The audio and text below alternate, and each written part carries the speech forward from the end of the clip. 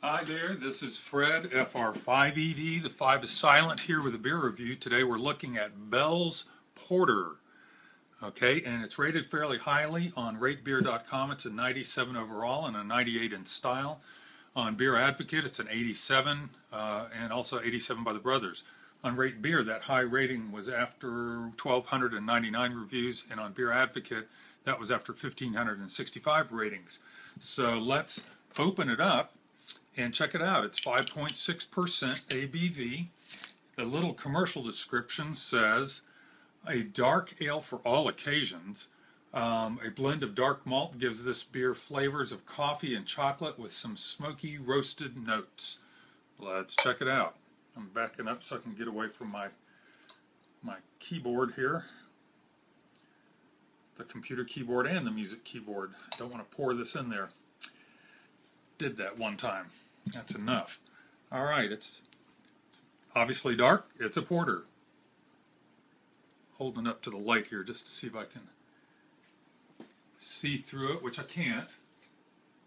So it is quite dark. Again, I should have some better light source for going up through here. The head isn't that pronounced. Again, pouring into this glass, I rarely get much of a head, but it's a tan off-white head, you know, against that really dark brown, almost black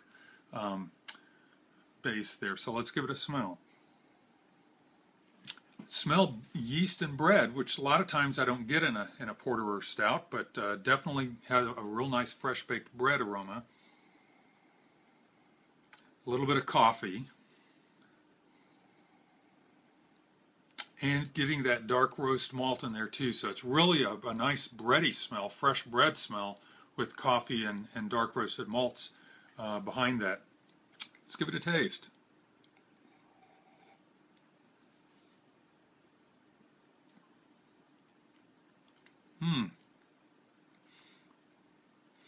Not super heavy mouthfeel, you know, which I wouldn't expect so much, you know, from a porter. Heavier than you know, other beers perhaps, but not like a good stout or definitely an imperial stout.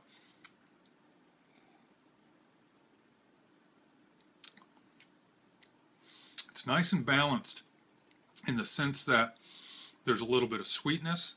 There's and against that little bit of sweetness is mostly a dry, you know, sensation around the tongue, and then the flavors.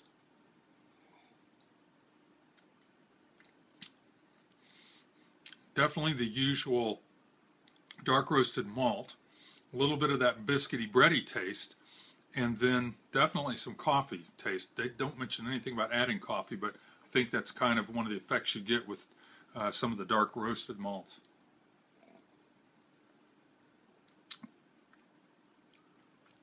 It's very pleasant, quick finish. You know, it seems like it's all there and then it just kind of dies away. Any bitterness that's there, I doubt, is from hops. It's probably just from those dark roasted malts. But it's like it comes on and then, you know, and then it moves away and almost it leaves you with a little bit of a thin tasting mouthfeel or a thin mouth sensation.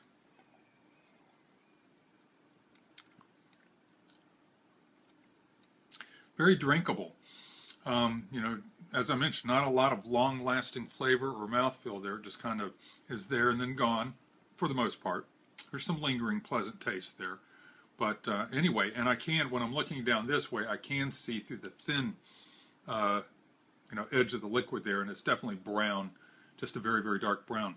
So I like this.